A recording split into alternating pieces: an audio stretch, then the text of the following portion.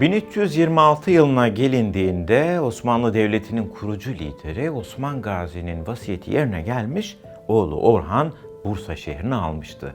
Bursa şehrini almak demek aslında bütün Marmara'daki siyasi hakimiyeti ele almak demekti. Hatta ve hatta Bizans ordusu da yenildiği ve Bursa alındığı için artık Marmara bölgesinde Osman Gazi ve savaşçılarını, yani Osmanlılar, o günün tabiriyle dediğimiz savaşçıların bayrağı olabildiğince yükselmişti. Diğer tarafta, yani Anadolu'da birbirinden farklı Türkmen beylikleri vardı. Ama Osmanlılar, Osmanlı savaşçıları sınırda olduğu için ve Bizanslılarla mücadele ettiği için onlar gaza etmekteydi. Diğer beylikler arasında forsları, manevi forsları daha yüksekti. Çünkü onlar gaziydiler. Bugünkü anlamda gazi savaşta yaralanana denir. Ama o günün koşullarında gazi, din uğruna, kutsal amaç uğruna hayatını cephelerde geçirmiş, sürekli savaşan kişilere gazi denmektedir. İşte bu ortamda, uçlarda yükselen Osmanlı gücünü aslında bir aşiretten alıp bir devlet yapılanmasına dönüştüren bir hükümdar çıkıyor karşımıza. Artık yavaş yavaş Osmanlı beyi ve Osmanlı padişahının da modeli oluşmaya başlıyor. Ama henüz değil. Bu kişi Orhan Gazi'ydi. Orhan Gazi nasıl birisiydi? Orhan Gazi babasından aldığı siyasi mirası hız kesmeden aynı hızla sürdürmüştü. Ama ne sürdürmek? Artık ortada sadece bir aşiret yoktu. Artık devletleşmenin filizlerini de bu dönemde çok rahat görecektik. Peki nasıl? Bir kere şöyle bir düşünün. Herkesin silah taşıdığı yerde bir devletten bahseder misiniz? Hani Hollywood filmlerine baktığınızda Vahşi Batı gibi herkes silah taşıyor derler. Evet, bir otoritenin olmadığı yerde herkeste silah vardır. İşte ilk kez devletleşmenin unsuru olarak Orhan Gazi aşiret savaşçılarının ötesinde düzenli bir ordu kurdu. Artık farklı kıyafetleri olan, yani üniformalar olan, silah taşıyan ayrı bir ordu sınıfı olacaktı. Ordunun olduğu yerde devlet var demekti. İşte bunun temelini atan yaya ve müsellemler, yani yaya askerler ve ata binmiş askerlerle Orhan Gazi bunun temelini atmıştı. Başka ne olursa devlet olur. Bürokrasi olmadan devlet olur mu?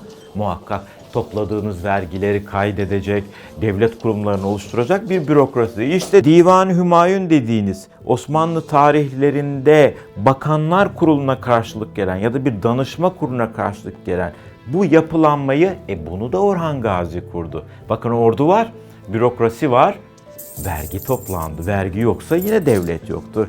İlk kez defterdarlık, yani vergi yazımı da Orhan Gazi döneminde oldu. İşte gördüğünüz gibi elimizde bir ordumuz var. Bir bürokrasi sınıfımız var. Vergi toplanıyor. Hatta Haçlılara kaybedilen 300 sene sonra İznik kentin, hani o meşhur İncil'lerin toplandığı, 4 İncil'in belirlendiği İznik şehri var ya, Selçuklular alıp kaybetmişti. Orayı da 300 sene sonra, yaklaşık söylüyorum, tekrar Türklere kazandıran Orhan Gazi olmuş. Orada da bir medrese, bir yüksekokul açtı. Bir eğitim kurumunuz da var. Şimdi sıra geldi fetihlere. Özellikle Bitinya dediğimiz, yani bizim o Marmara dediğimiz bölgede fetihler yapıldı. Ben size bir şey söyleyeyim mi? İstanbul'un fethi Fatih döneminde, ama aslında İstanbul'un Anadolu yakasını Orhan Gazi fethetti. Üsküdar'a kadar artık Osmanlı sancakları dalgalanmaktaydı. Bir tek karşı taraf kalmıştı ki normalde de gerçek İstanbul orası sayılır. Bizans İmparatoru 3. Andronikos buna tahammül edemezdi. Hemen bir ordu hazırladı ve Osman Gazi'de başaramadıkları işi bu sefer Orhan Gazi'de başarmak istediler. 1329 Maltepe'de Bizans ordularıyla Orhan Gazi'nin emrindeki Osmanlı kuvvetleri karşı karşıya geldi. Peki ya sonuç?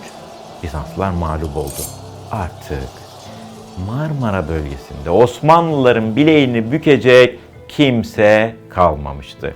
Bu Osmanlıları durdurmayacaktı.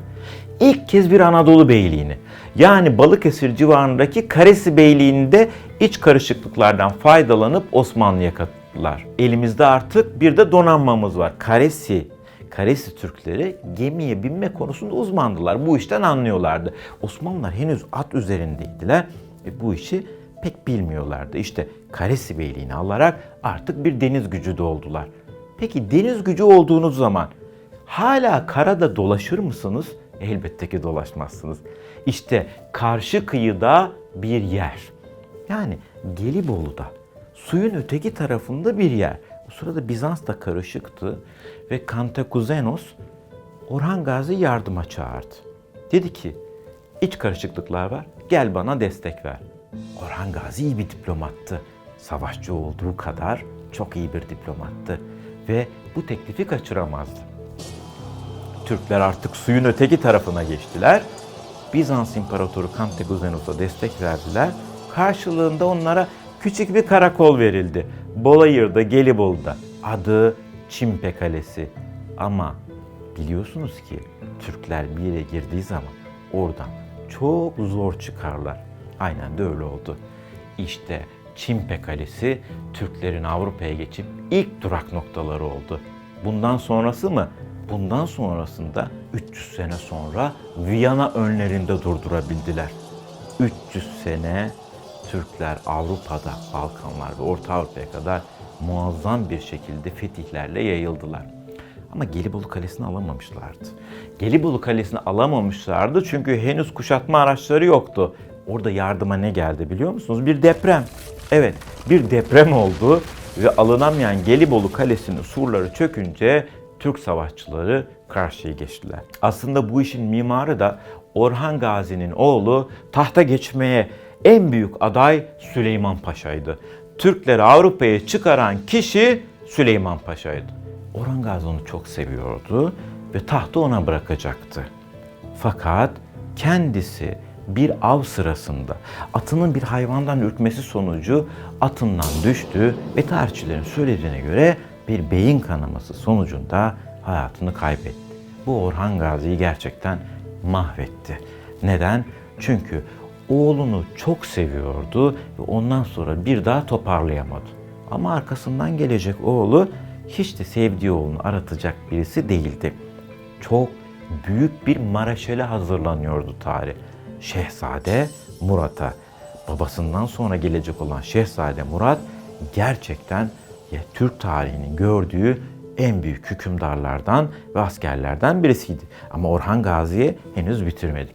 Orhan Gazi bir nakış gibi bir aşireti devlete dönüştüren, Bizans'ın Anadolu'daki gücünü kıran, ilk kez Türk beyliğini de Osmanlı bünyesine katan, bir donanma kazandıran, hatta bu arada size söyleyeyim mi? Hemen dipnot açayım.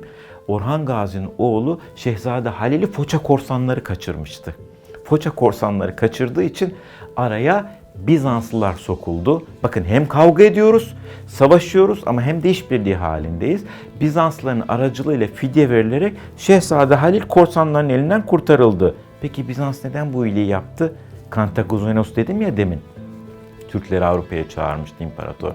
İşte o imparator aslında akrabalık ilişkisi kurarak Orhan Gazi'yi de yanına çekmek istiyordu. Ve kızını Orhan Gazi ile evlendirdi. Orhan Gazi'nin ikinci Bizanslı eşi oldu bu. Ama kız şöyle dedi. Tamam evlenirim. Bağrıma taş basar bu Türklerle evlenirim dedi. Esaslı bir Hristiyandı. Geleneklerine sahipti. Tek bir şartım var dedi babasına. Orta çağda kızların şart sunması çok görüldük bir şey değil ama nihayet bu bir prenses, bir Bizans prensesi. Dinimi değiştirmem dedi. Çekinerek Türklere iletildi bu ama İslam dininde getirdiği bu konudaki serbestlikle kızın dinini korumasına izin verildi. Dinini koruyan Teodoro aslında Orhan Gazi'nin ikinci Bizanslı eşiydi. Bir de Asporti olacaktı. 3 tane Bizans prensesiyle evlenen Orhan Gazi daha sonra bu da diğer Osmanlı padişahlarında olacağı gibi gut hastalığından hayatını kaybetti. Ama İbn Battuta Arap gezgin Anadolu'ya gelip gezdiğinde Bursa'yı ziyaret etmiş ve Orhan Gazi'nin yaklaşık 100 tane kalesi olduğunu söylemişti. Kendisi bu kaleleri teftişe çıkan birisiydi ve çok enteresan bir şey söyleyeyim. Holofirya var ya, o Müslüman olmuştu, Nilüfer adını aldı. Türklerdeki o dönemdeki kadına bakış açısını göstermek açısından çok önemli. Orhan Gazi 100 tane kalesini teftişe çıktığında Arap gezgin İbni Batuta'yı protokolde kim karşıladı derseniz Nilüfer Hatun. Arap gezgin buna çok şaşırmıştı. Türklerdeki o dönemdeki bu kadının serbestliğine gerçekten çok şaşırmıştı. Ve bunu da seyahatnamesinde yazmıştı. Orhan Gazi bir aşireti devlete dönüştürdü ve yerini oğlu Şehzade Murat'a bıraktı. Şehzade Murat babasından aldığı bu bayrağı çok daha ileri götürecekti. Peki bu güzel tabloda son olarak belki de içimizi acıtan tek bir olay var. O da Karagözlü Hacivat'ın bu dönemde yaşamış olması ve bir yanlışlığa kurban edilip idam edilmiş olması. Ne diyelim? Yıktık perdeyi, eyledik viran.